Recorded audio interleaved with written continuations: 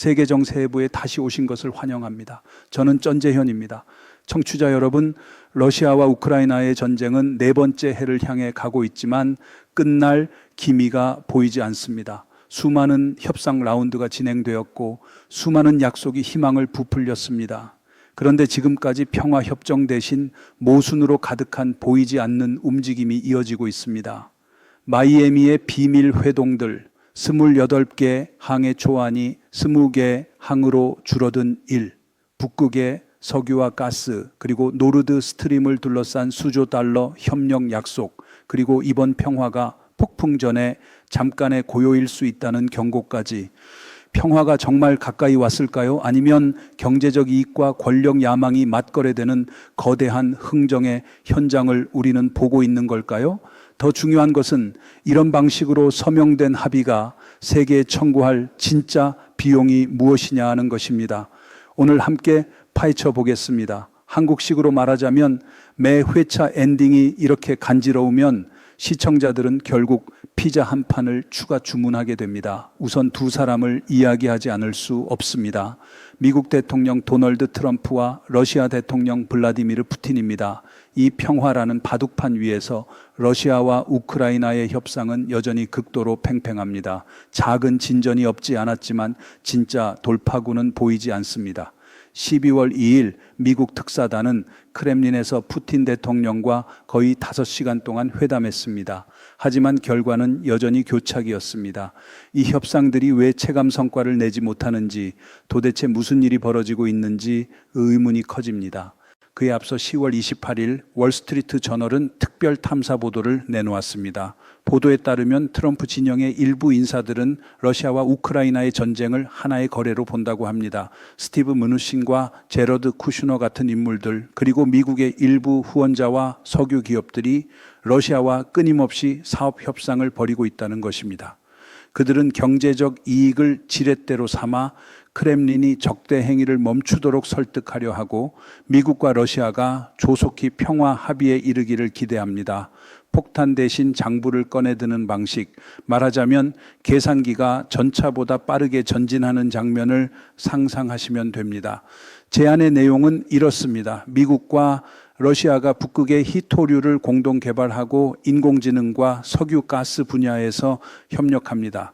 러시아와 우크라이나가 정전하면 미국은 제재를 해제하고 양측 협력을 본격화합니다.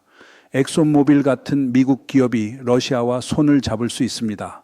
마이애미의 한 투자자이자 트럼프 대통령 선거운동의 후원자인 스티븐 린치는 러시아에서 유럽으로 이어지는 천연가스 파이프라인인 노르드 스트림을 인수하자고까지 제안했습니다. 한동안 파괴로 운송이 끊겼던 그 노선입니다. 이 거래가 성사된다면 가스가 흐르는 한 수익은 폭포처럼 쏟아질 금광이 될 것입니다. 평화가 이렇게까지 현금 흐름 친화적일 줄이야. 금융권의 마음은 이미 봄날인 듯합니다. 하지만 이 거래의 성패는 러시아와 우크라이나 사이의 정전에 달려 있습니다. 많은 미국 투자자들은 전쟁이 끝나길 기다립니다. 전쟁으로 먹고 사는 것이 아니라 평화로 벌어들이겠다는 계산입니다. 우크라이나 측으로 시선을 돌리면 월스트리트 저널은 미국이 우대책을 제시했다고 전합니다. 키이우가 러시아와의 적대를 멈춘다면 미국이 경제 발전을 돕고 자원 개발과 인공지능 구축을 지원해 우크라이나의 국민 소득을 실리콘밸리 수준으로 끌어올려 번영을 이루게 하겠다는 것입니다. 매력적인 제안입니다. 이런 시각에서 보면 평화협상 드라이브는 이해하기 쉽습니다. 모두가 경제 성장과 거래에서 이익을 얻습니다. 하지만 같은 보도는 트럼프 행정부에 대한 부정적 인상도 났습니다. 그렇다면 실제는 무엇일까요? 트럼프는 여러 차례 러시아를 중국의 품으로 떠미는 어리석은 짓을 왜 하냐고 말했습니다. 종교, 문화, 경제를 놓고 보면 러시아와 서방은 공유할 가치가 적지 않습니다. 한쪽은 자원과 영토, 다른 한쪽은 기술을 갖고 있고 서로 보완적이라는 것입니다. 그래서 트럼프는 중로공조를 깨고 러시아를 서방의 궤도로 돌려놓고 싶어 했습니다. 그가 러시아를 다시 끌어오려 한 수단은 경제협력입니다.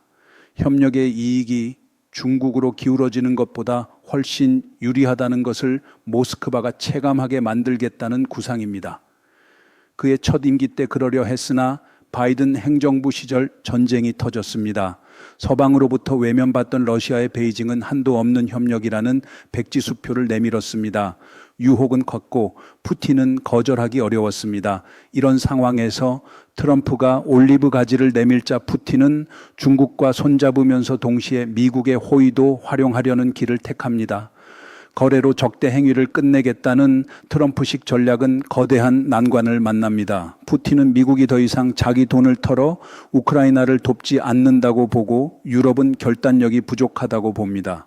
이런 판단은 그의 야심을 더 키웠습니다. 그래서 미국의 올리브 가지가 러시아에 충분히 매력적일지 여전히 불투명합니다. 평화의 원경은 아직도 아득합니다. 전장에서는 사람이 쓰러지고 회의실에서는 시간이 녹아내리는데 냉소적인 현실은 마치 눈물 젖은 회의록을 양면 인쇄하는 듯합니다.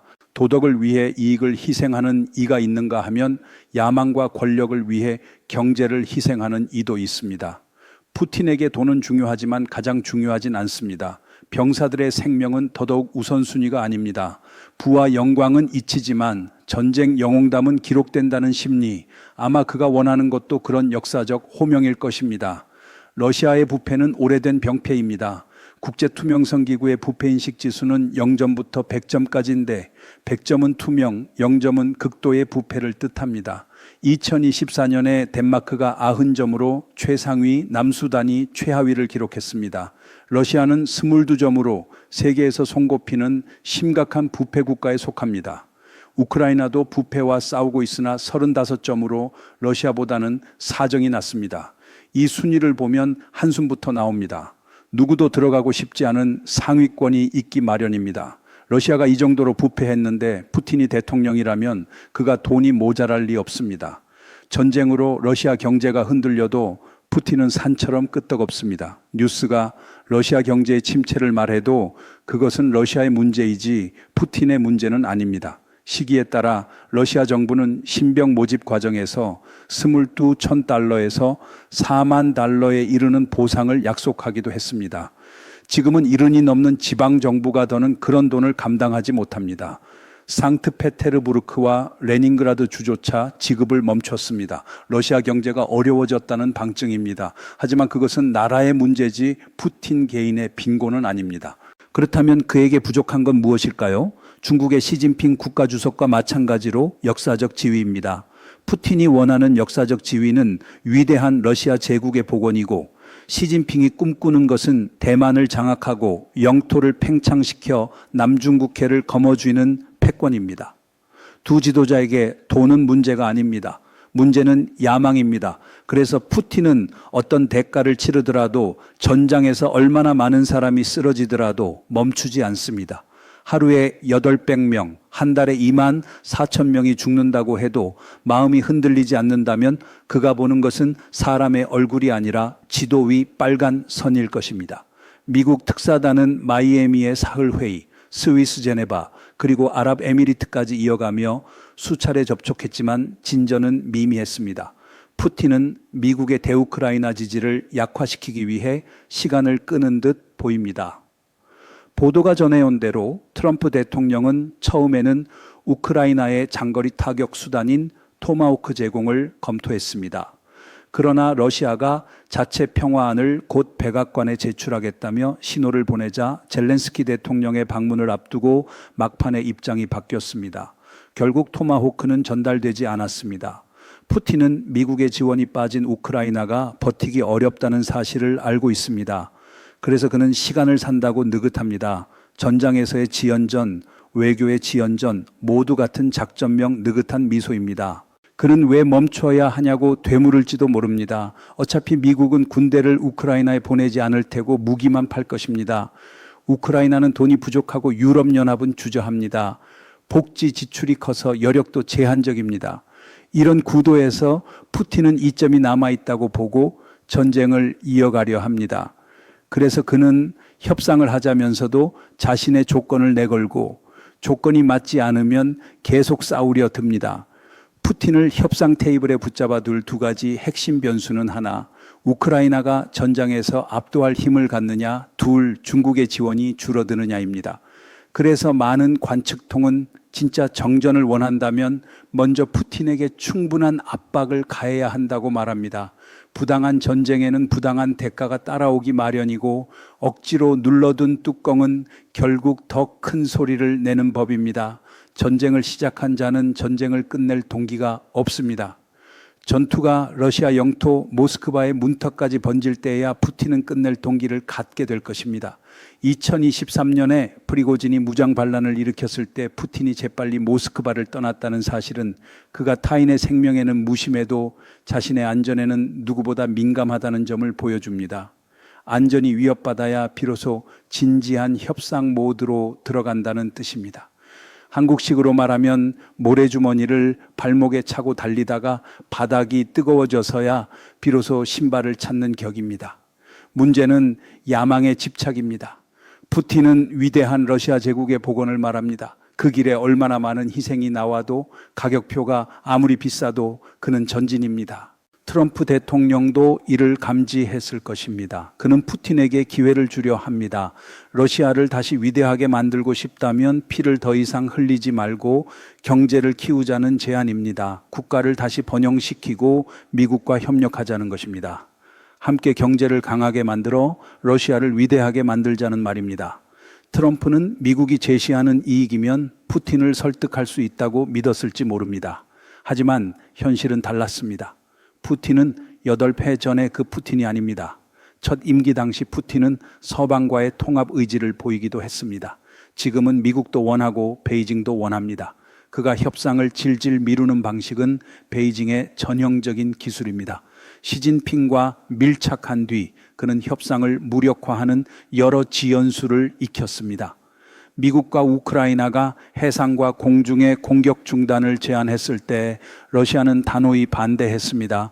미국과 우크라이나 사이 어떤 합의도 푸틴은 밀쳐냈습니다. 모든 것이 원점으로 돌아갑니다.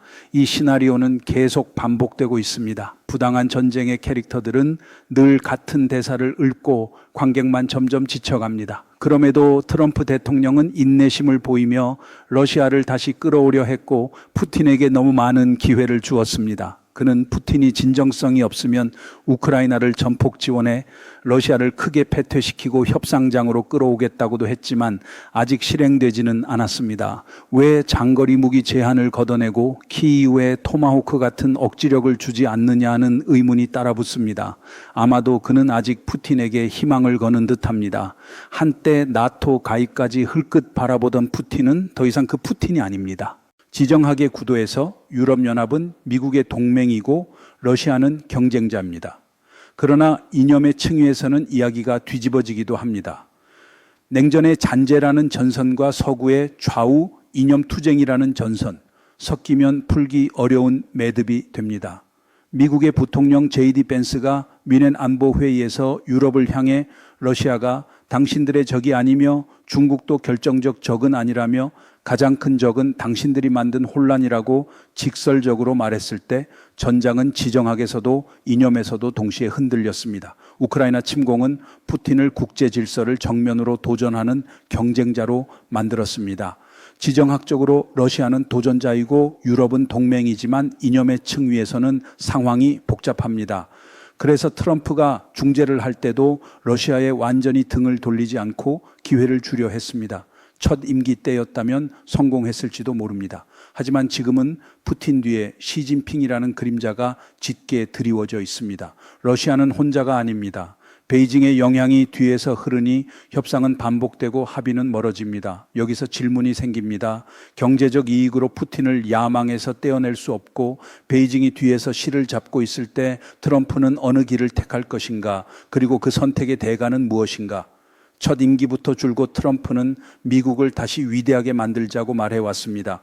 동양의 말로 수신제가 치국평천하입니다. 미국이 등대와 맏형을 자처하려면 먼저 스스로 강해야 합니다. 그래야 평화를 가져오고 질서를 지킬 수 있습니다. 트럼프는 러시아와 우크라이나의 전쟁이 미국과 직접적으로 깊게 맞물린 사안은 아니라고 봅니다. 그것은 유럽 안보의 문제라고 판단합니다. 유럽 국가들이 우크라이나를 충분히 도울 수 있고 바로 코앞의 문제인이 스스로 싸워야 한다는 사고입니다. 국방비를 국내 총생산의 5% 수준까지 올리고 자체 방어 체계를 갖추라는 주문입니다. 러시아가 우크라이나를 점령한다면 다음은 스웨덴, 핀란드, 폴란드, 동유럽 국가들이 될 수 있습니다. 그러니 스스로 싸울 힘을 갖추어야 합니다. 미국에 영원히 의존할 수는 없습니다. 의존은 자유를 잃는 지름길입니다. 두 사람이 서로 도우려면 각자 똑바로 서야 합니다. 그러니 트럼프의 관점에서 유럽은 스스로 책임을 져야 하며 미국은 그렇지 않으면 지쳐 쓰러질 수 있습니다. 한편 그는 역량을 아시아에 집중하려 합니다. 중국이 미국의 가장 큰 위협이기 때문입니다. 왜 미국이 한국과 일본, 대만을 지켜야 하느냐고 묻는다면 대만이 넘어가고 일본이 공격받으면 제1열도의 방위선이 무너지고 미국의 피해가 더욱 커지기 때문입니다. 회복하기 어려운 상처가 됩니다. 그래서 그는 유럽에는 우크라이나에 집중하라 하고 자신은 대만과 일본에 집중해 중국과 맞서겠다는 구상입니다. 라인업을 정리하듯 각자 맡을 길을 분명히 하자는 이야기입니다. 하지만 미국이 이 전쟁에서 러시아 편을 드는 듯한 선택을 하면 미국 정치의 심장부는 깊은 상처를 입게 됩니다. 미국이 세계 민주 진영의 리더가 된 이유는 군사력과 경제 규모 때문만이 아니라 자유와 민주를 지키기 위해 기꺼이 대가를 치르려 했기 때문입니다. 미국의 개입 덕에 한국은 오늘의 한국이 되었고 베를린 공수 작전 덕에 도시가 숨을 이었고 결국 수치의 장벽은 무너졌습니다. 자유는 공짜가 아닙니다. 미국은 비싼 값을 치렀지만 제2차 세계대전 이후 국제 질서를 떠받친 맏형이 되었습니다. 세계의 경찰이라는 명칭이 피곤하고 손해볼 때도 있지만 그 대가로 얻은 미국의 소프트 파워는 어떤 나라와도 바꿀 수 없는 자산입니다. 이 자산은 한번 무너지면 재건이 어렵습니다. 드라마 한 시즌을 망치면 다음 시즌에 시청자를 되찾기 힘든 것과 같습니다. 지금 푸틴이 그 질서를 대놓고 도발하고 있는데 만약 강자가 보상을 받고 약자가 눌리는 합의로 마무리된다면 내일 대만과 폴란드, 다른 작은 나라들이 총구 앞에 섰을 때 미국이 등대가 되어줄 것이라고 누가 믿겠습니까? 우리는 클린턴 시대의 부다페스트 각서를 기억하고 오바마 행정부 시절 크림반도 합병에 대한 미온적 대응도 기억합니다. 따로 떨어져 보이던 퍼즐 조각들이 결국 오늘의 전쟁에서 시한폭탄이 되었습니다. 불평등한 평화 합의는 늘 시한폭탄 같습니다. 누구 손에 넘어갈지 알 수 없지만 언젠가 다시 터집니다.